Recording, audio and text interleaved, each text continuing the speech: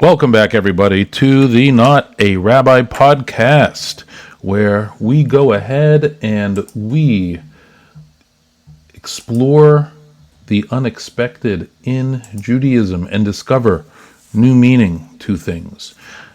Today, I have a good show for you today. We've got some feedback that I want to get into, which is extremely important feedback, I think, from a anonymous individual. We'll just put it as that. And then also we are going to talk about the day of rest. But before we get to all of that, one of the things that I would like to do is, as always, thank some people. One group of people are the moderators of the unofficial Fifth Column Discord server for letting me use the voice chat to do the live audience. Also, I would like to thank the live audience for joining me today. Thirdly, I would like to thank Logan for the intro music, which you will hear on the podcast itself. If you would like to go to the podcast website and subscribe and to join the conversation, you can do that at notarabbi.substack.com, and you could do and you can then comment and do what you would like elsewise. Hope everyone is doing well on this wonderful Sunday afternoon. After a afternoon of rain yesterday, it has cleared up and it looks very nice. Hopefully that is a nice precursor to what we're going to see this week in weather. I'm looking forward to it highly.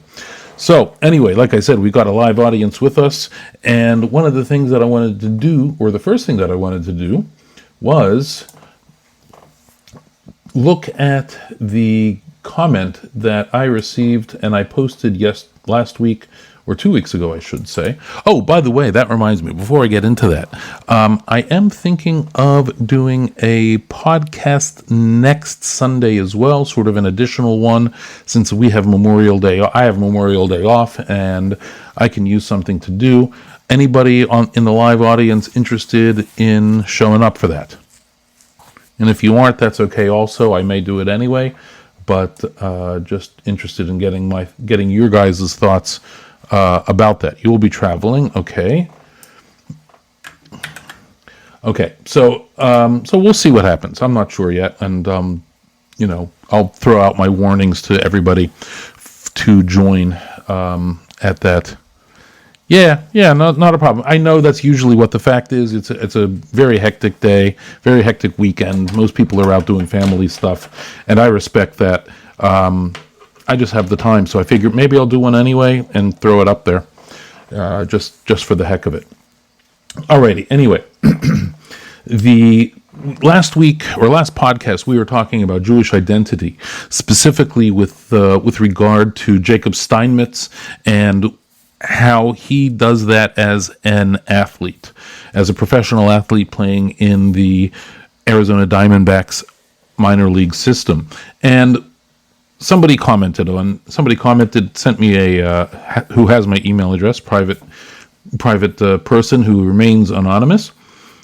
This is 3 questions. What is identity? What is the importance of identity? And what is the importance of Jewish identity? And the first 2 are, I think, much larger questions with regard to this podcast. That would, what are identity and what are the importance of identity? I think that many of us struggle with that, or do at some point in time in our lives, in terms of what our identity is and how important is said identity. But I want to focus on the last part because this may come as a surprise to you guys. This is a Jewish podcast. Maybe it's heavier on the ish, but and talk about Jewish identity. Now, there are 2 general ways that Jewish identity are looked upon and that you can have. One is a more social aspect, and the other is on the religious. I guess you could count them, but they're both as social. But one is a more secular, and one is a more religious. And like, for example, was it last week? I think it was last week. Last week, my wife asked me, because she was still not able to walk. Thank God that is over with, actually, and she is able to now walk around a little bit. She's going to physical therapy after 8 weeks of being off of her foot, pre and post surgery. The doctor last Monday, oh man, I can't believe it was it was 2 Mondays ago. Yeah, the 6th. The doctor on the 6th gave her the okay to be able to walk, and thankfully she is walking around, which is a relief to all of us, and really, especially a relief to me. But I was actually driving around she asked me to pick up some bagels for her on a Sunday morning, and I was thinking about it, and I said, I think this is the first time I have ever bought bagels on a Sunday morning. I said, I guess this really makes me Jewish. And, kind of as a joke, because that is one of the more, non-religious types of tropes that go on with regard to Judaism, is buying bagels on a Sunday morning. I guess you could additionally add eating Chinese food on the 25th of December, on Christmas Day. So you have a couple of these things. You have a couple of others, I'm sure, that they're out there, which I'm not coming to, or not hitting my mind right away. But there is the greater idea of Jewish identity, and that is carrying on something which has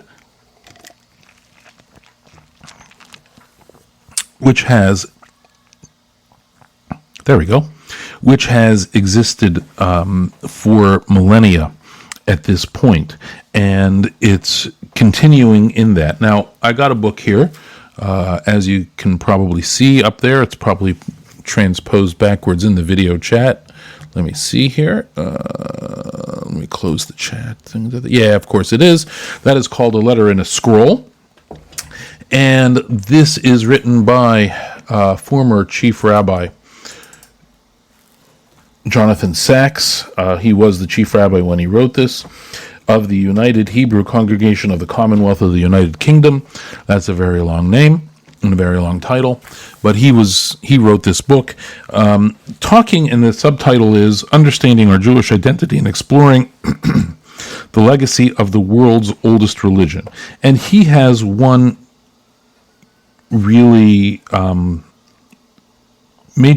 passage that always sticks out to me about this concept of Jewish identity, which is that he has the analogy of that which is actually where the title of the book comes from as well. We are a letter in a story, and when the people around us form a sentence, the greater people around us and before us, the people around us create a paragraph. The people before us help create the page, and so on and so forth. And so there is this continuous carrying on of tradition that happens when there is when you have this Jewish identity, and that is something that makes it extremely important. There's probably a lot more to that than I am saying, but it's an interesting concept, and something that I always found very interesting, and an analogy that is something that I find very calming and very meaningful to me. So I wanted to throw that out there. I'm going to put a link to the Amazon so you could buy this book. If you're interested, if you want to buy this book elsewhere, you may certainly do so. I am not an Amazon affiliate, so I am not getting any credit for buying it specifically through Amazon. So go where you want. I have no problem with that. Any thoughts from from the crowd. Okay, there be no thoughts. Just as an aside, is this chat for the voice channel new? I don't remember seeing it ever before. That's why we had the no mic chat. Okay, a couple of months ago. Shows how much. Okay. Now there are two just somewhat interesting articles I'm going to throw up here. I don't want to. Yes, the more things change, right? Okay, so I'm glad that we actually just have the chat here. It's easier this way.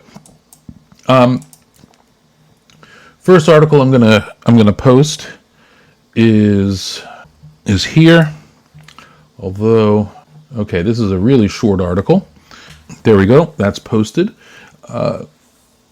And one of the things that the major takeaway of this is in Europe, the rabbis are receiving questions about whether or not it is okay to take their mezuzah off of the door to not show that they're Jewish because they're afraid of being attacked. You also will see this with regards to the head covering, the kippah, the yarmulke, which we've spoken about several episodes ago. I'll get to that. Yes, good question. Can you put it on the inside of the door? I will get to that. And we'll see. I'll try to see anyway. Now, what's interesting is I remember growing up, my mom always pointed out to me, she said to me at some point that, if you ever are in need, when you're walking home from school and you are in trouble, always go to somebody's house where there's a mezuzah and everything will be okay. So people know this. And so the question is, and I guess we could go a little bit more in depth about this because this is a request that I've gotten to go more in depth about things. There is a biblical commandment to have a mezuzah on your door. And I don't want to waste the time to bring up the link right now for it. I'll try to throw it into the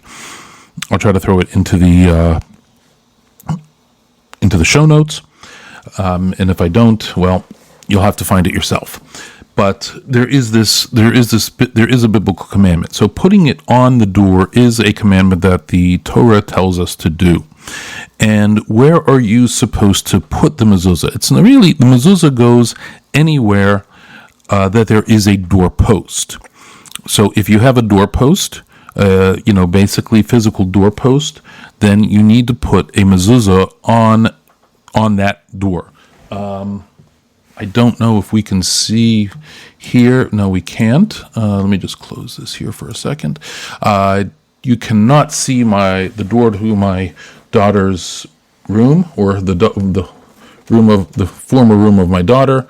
Now you can a little bit, but you can't. We're not going to be able to zoom in on it.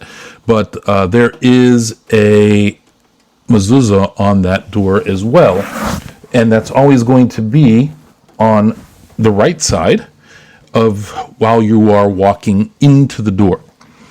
And so the question that there was, as I had mentioned, was a good question. Can you put it on the inside of the door? The answer would be, if there is the ability for that to be done on the doorpost itself, I don't see that as being necessarily a problem, but the question would have to be whether or not the doorpost is constructed as such that you would be able to put it on the inside of the door.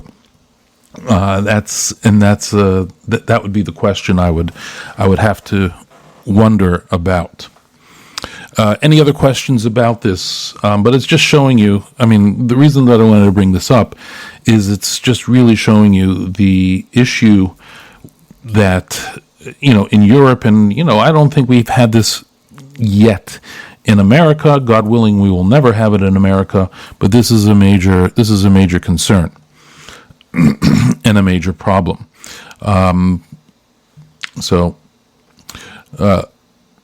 Logan, feel free to join us in the chat if you would like.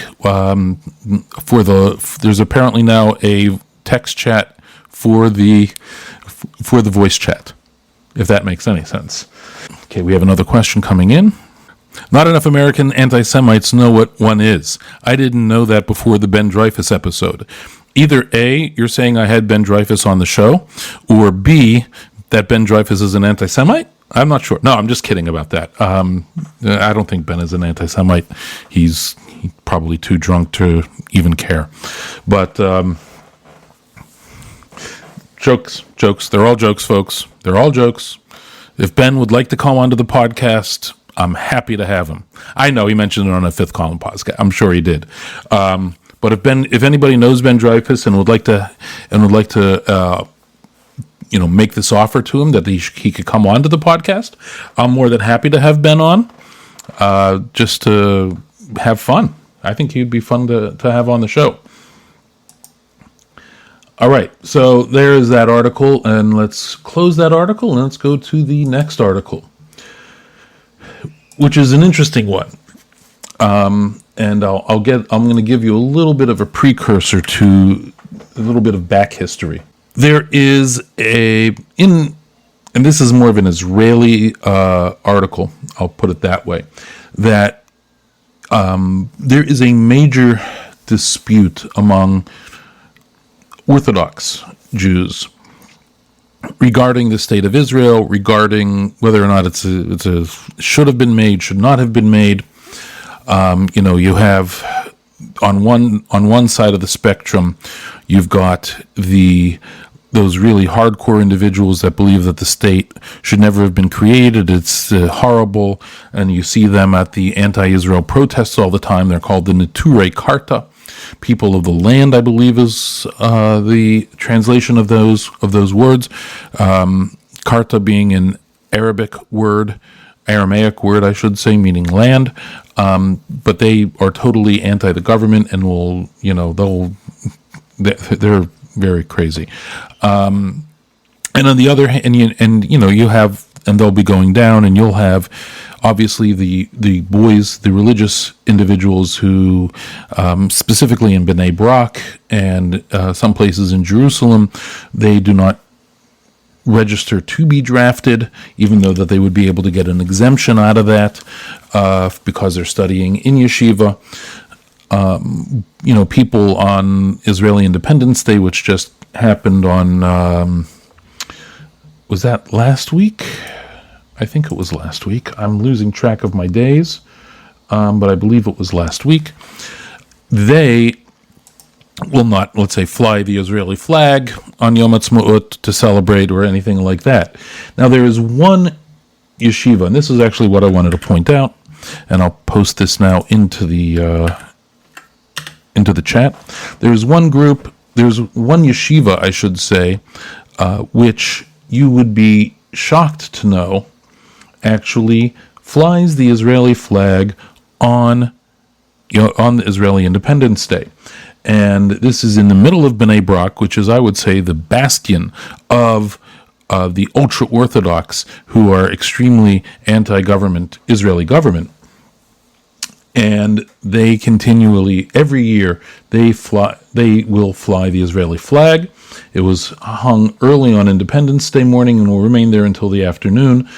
This is something that has always been done in this yeshiva. Now, the yeshiva is called Panovich, which it's totally not like it's spelled in the article, which is not surprising. But they do that, and again, it's a very interesting thing where you could see, and this is generally a very ultra-Orthodox, I would say. I hate to use those terms, but a very ultra-Orthodox, yeshiva, and they are, regardless of that fact, they are flying the Israeli flag, which is, nice to see. I know here in America, I know individuals who were very religious, and they put out American flags on Memorial Day, obviously on July 4th, Independence Day, Although if you ask the family of John Adams, it's still July 2nd, but that's neither here nor there. And people will put out. If I had a flag post, I'd probably put up the American flag on those days as well. You have to have an appreciation for the country that you're in, especially a country like America, where you can have the freedom to do what we can do here is amazing, and we don't have that almost anywhere else. Anyway, any questions about that article? Again, 2 short articles. Could a mezuzah be posted in English or other languages? Good question. Now, that's one thing we actually didn't discuss, did we? What is in the mezuzah? Well, the mezuzah is a rolled up scroll. It's a scroll. It has several different sections on it. One of them is, of course, the famous Shema, that is from the Bible. Hear Israel, your God is one. Although I personally love the translation that Rabbi Jonathan Sachs of blessed memory, when he did his translation of the prayer book, he didn't change it. I wouldn't say, because the word's the same, but he uses the verb listen instead of hear, because that denotes a little bit of a deeper understanding. And to have a deeper understanding. This is why I love having a live audience, because you guys spur me on to different things here. So, let's see. So he translates it as listen. Now I'm just looking here in not Rabbi Sachs's commentary, which he also has a commentary on the prayer book, which is very good. I do have that around. But I don't have it right now, so I'm not going to. No, there's actually, just as an interesting aside, and I'll just leave it at this. There are actually 4 different translations or understandings of what those 2 words Shema Yisrael mean. Now, obviously, Yisrael means Israel, so that would not be the case. That word is not all understood, but there are 4 different understandings of the word Shema. We'll leave it at that. But regardless, getting back to the question, so it has to be in Hebrew. It's quoted from the Bible. It has to be done in Hebrew. It has a sanctity to it as well because of that. And so we treat it with respect. We treat it with dignity. That's why there is actually, if you go to any Jewish bathroom, there is not going to be a mezuzah on the door of the of a bathroom that somebody Jewish Orthodox is. Okay, for those of you who are not listening to or not on the live chat, thankfully, I don't think that this is being recorded onto the live chat because I don't have it going both ways. But we got somebody that is forgot to mute themselves, and I love the man dearly. Okay, so anyway, let's leave it at that. Any other questions regarding the 2 articles? All right, we're good. My hall monitor says we're good, so we will go on now. Like I said, there was a request made, and you guys can let me know what you think about this as well. There was a request made by 2 people who listened to the show. And plus you guys, so that makes, a full hand, at least, that requested that I go a little bit more in depth with things. And I wanted to get your thoughts on that, about going more in depth to some of the topics that I discuss, or not. We could try it out and see how it goes. So let's do that. Okay, so let's go with that. Somebody had a question about the kippah. Do you have to wear it when you sleep? No, you do not. You don't have to wear it when you... Actually, some people probably do. I personally do not. I keep it on my bedside and on top of my Kindle. So there you have it. Otherwise, it would get lost, and I wouldn't... When I wake up, I'm going to try to figure out where the heck it is. For me, it's more of a practical... Your Kindle keeper, yes. It's more of a practical thing for me. I know people that don't... that are like myself and don't wear it when they're sleeping. But that just, that'll depend on how you grew up and how you want to handle things. So let's move on now. And I'm actually glad that he actually has joined the chat, even though he is getting a brown sugar shaken espresso. That sounds good, though. I got to tell you, the brown sugar shaken espresso sounds very good, and I would almost want to try one, but I shan't. No, don't worry about it, man. It's all good. It's all good. We're not laughing with you. We're laughing at you. Don't worry. Okay. So anyway, main topic, something that I can't believe we haven't discussed, and I haven't discussed on this podcast ever, which is the day of rest, Shabbos. As those of you know, it is, I go offline, I go off the grid, as I like to say, for 25 hours once a week. Which, and we'll try to get into that a little bit later on. So what is this whole thing? What is this whole Sabbath thing going on? Well, let's start off. It's a biblical commandment. It's in the 10 Commandments. You shall observe the Sabbath and keep it holy. There's actually, if you take a look later on in the book of Deuteronomy, it says you shall observe or watch. I forget. There's two different terms that are used in the Hebrew Bible, and one in Exodus, one in Deuteronomy, and they both pertain to the positive actions of keeping the Sabbath and the negative actions of not doing certain actions on Shabbos itself. For my own sanity, I'm just going to call it Shabbos, not the Sabbath. Shabbos is the Hebrew word for it, or Yiddish word for it. Shabbos is probably the Hebrew word for it. Shabbos with the right. It all depends on what the accent on the right syllable, and so it really depends. And so I'm just going to call it Shabbos because that's easier for myself and trying to do things off the top of my head. Anyhow. So once, the Shabbos, see, I start calling it the Sabbath again. Shabbos comes in, at sunset on Friday evenings, and generally we'll add additional time to Shabbos beforehand on the front end. Oops, and I'm not, that was a good job on my mic.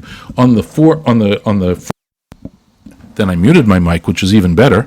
So we're doing a great job today. Am I live again? Okay, thank you. So like I said, so we add a little bit of time on the beginning and on the end. There's a concept called... I love that question. I love the question. You don't.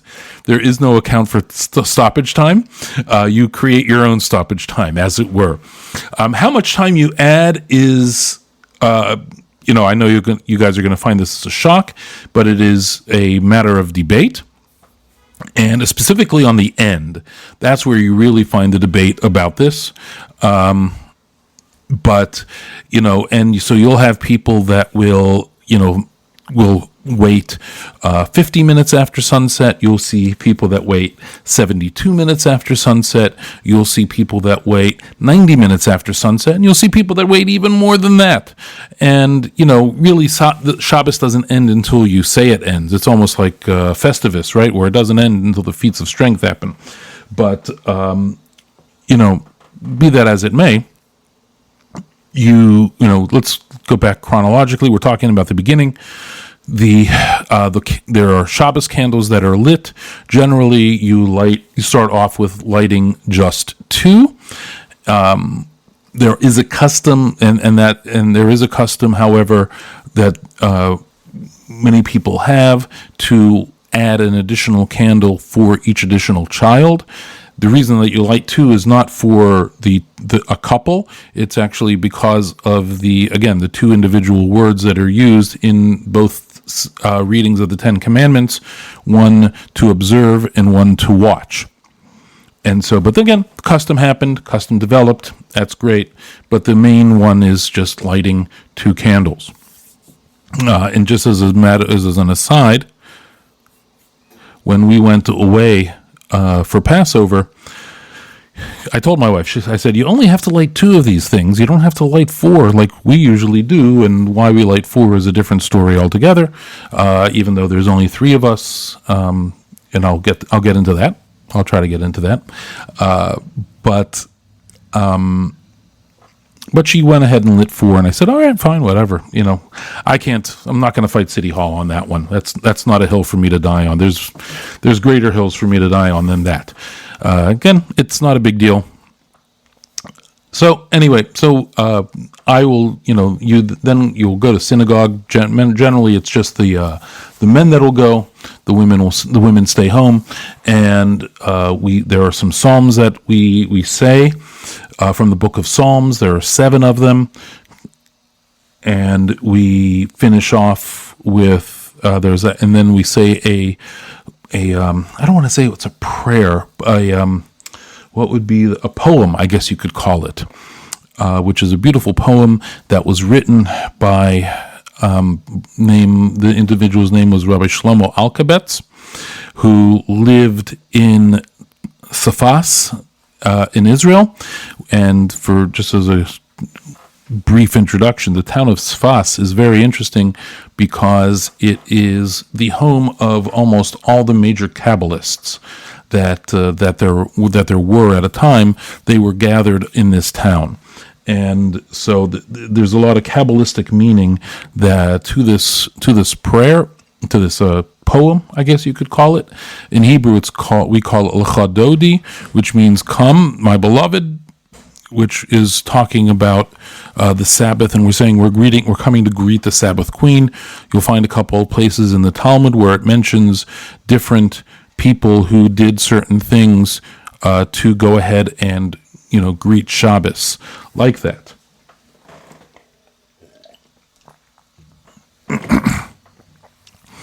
All right, so we'll say that.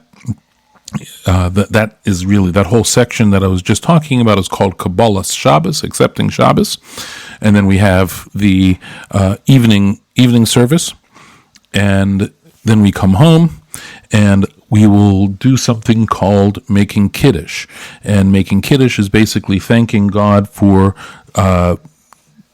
sanctifying the Shabbos and giving us the Shabbos. Then we have the meal. We have some challah, which everybody loves challah. Nobody doesn't love challah. I mean, come on. And we eat, and then, these days it's very late already, so we go to sleep. Next morning we have the morning services, which generally start later.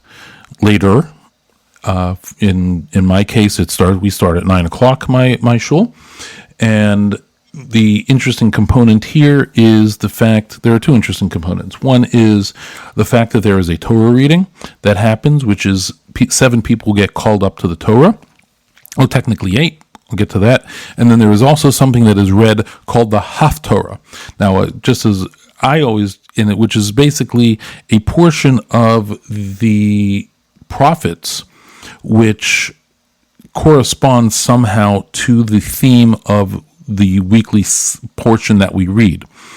The book, the 5 books of Moses are actually divided up into 54 sections. I believe it's 54 sections, which we generally read some of, one portion each week. Sometimes we'll double up. Again, that's probably getting a little bit too deep into the weeds, but we go ahead. And so I used to think, that's the Haftorah. Now, I used to think, when I heard that word originally, I thought it was Haftorah, Half. And I was trying to understand what this is going on and why is it called the half? I didn't understand it, but I just misheard the word. And at some point in time, not too long ago, I got corrected.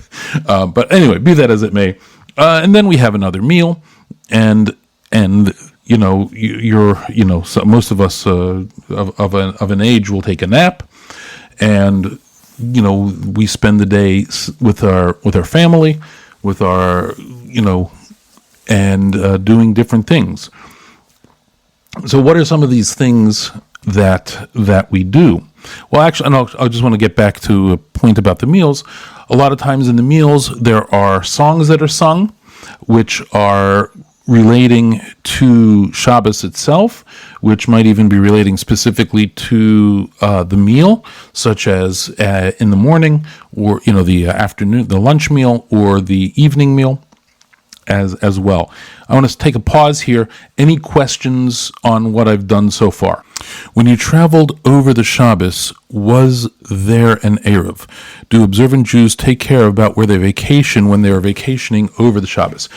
Yes, so when we were on the Passover program, there definitely was an Erev in the hotel, and it had a lot of ground that they did, and a lot of times when people go to places for Shabbos, especially if there's going to be a group of people, they're going to try to set up an Erev regarding that.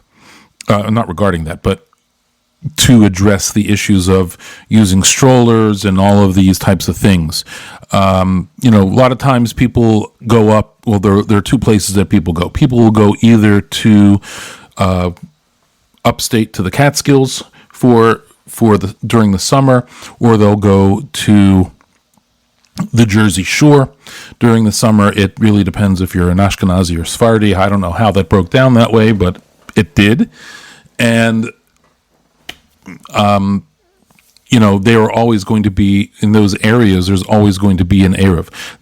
Which is which? The Ashkenazim generally are in the Catskills, and the Sephardim are generally down on the Jersey Shore for all intents and purposes. I'm sure that there are others there probably are some that break that and there are the exceptions to the rule, but that's how it generally goes.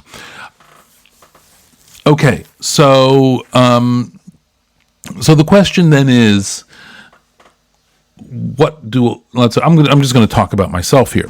What do I do during all this time on the Sabbath? And for me, I find it a day to it's a study day.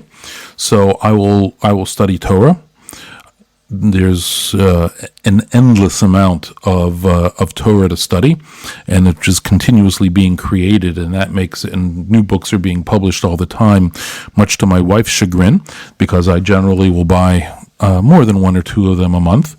And then we have, and if I'm not studying like that, then I will generally read what I called, as somebody asked me, what I called as religiously adjacent books.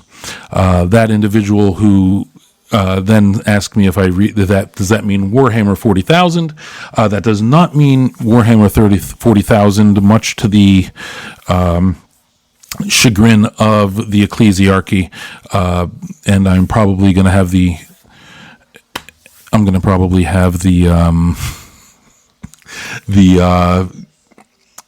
the Inquisition come and have a talk about my heresy, but that's be it as it may. What I mean by that would be a book like this Rabbi Sachs book, A Letter in the Scroll, that I would consider to be religiously adjacent. I mean, it is not specifically hard religious text, but it is something about Judaism in and of itself. I'm actually reading a book I discussed a while ago when we did the podcast on Two Jews, Three Opinions. I'm reading a book now about the methodology of a book called the Aruch HaShulchan, which, what his methodology is to reach his halachic decisions that he makes and believes should be the way to do things. So I try to vary it up. I actually have also a history that I'm reading on small histories on individuals and their methodology for explaining the Torah as well, which is, again, for me, it's very fascinating stuff. Other people do different things. I have a neighbor who I noticed was reading God Emperor of Dune and I got into a conversation with him about that. And I told him that in Chapter House Dune there are space Jews. And then I told him about this podcast, actually. And I said that one of the topics that we do want to get to eventually is Jews in science fiction. He mentioned Hyperion. So we have that going for us, which is nice. And we're going to go ahead and get to that probably in June, I would believe. If so I could get once I'm done with school, I could dedicate a lot of research time to that. But I would love to do that. One of the things that we won't be talking about, though, is Jews in Space from History of the World Part 1.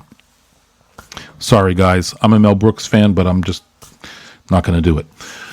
But anyway, then eventually, the Jewish princess and Spaceballs, naturally, yes. Now, the culmination of Shabbos is very interesting because it's a very, right before Shabbos ends, you are generally required to have 3 meals on Shabbos.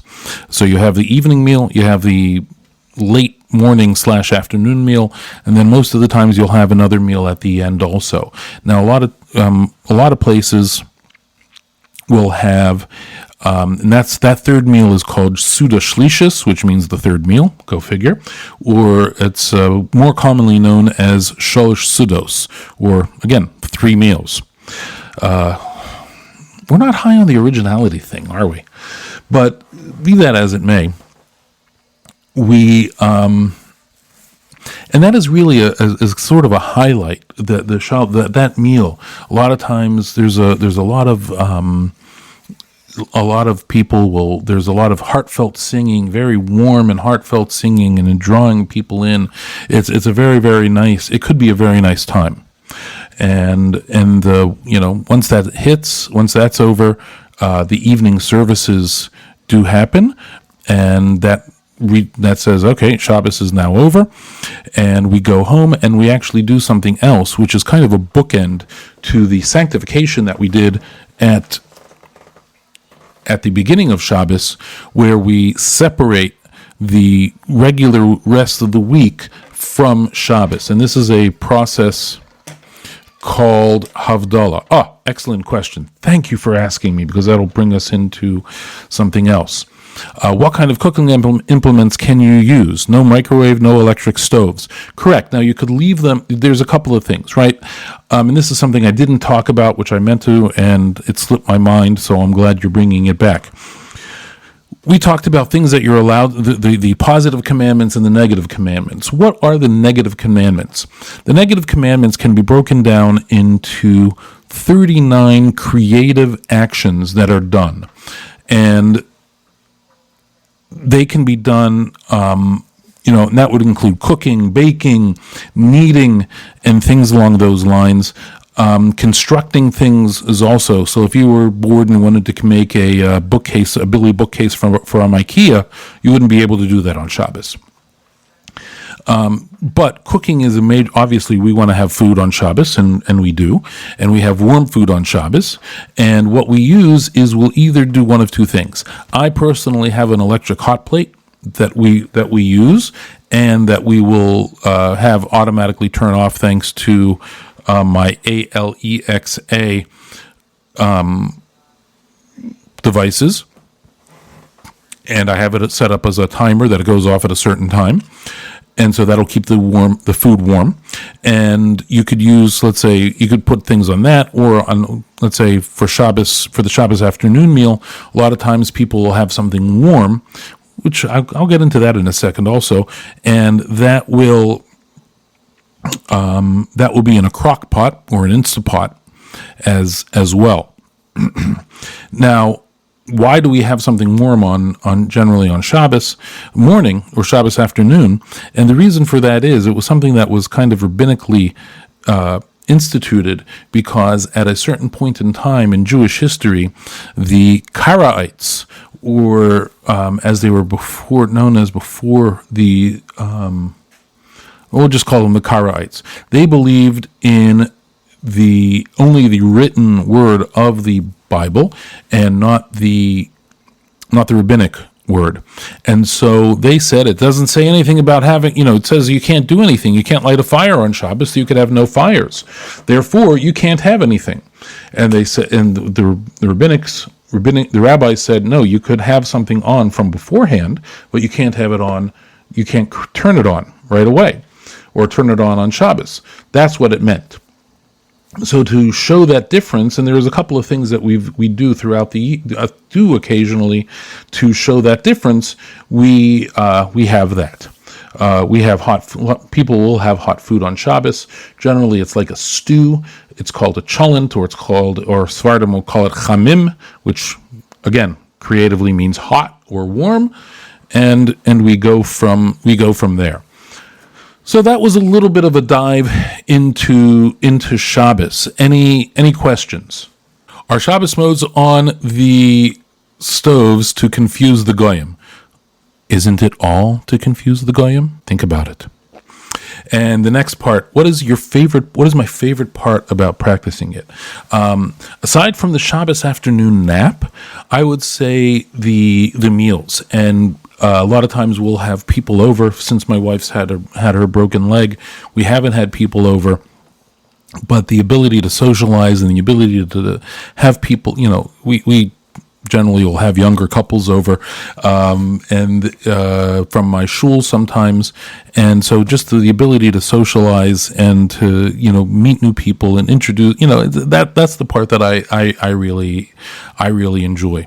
Not shockingly, it centers around eating, but, that's, that would be my favorite part of it.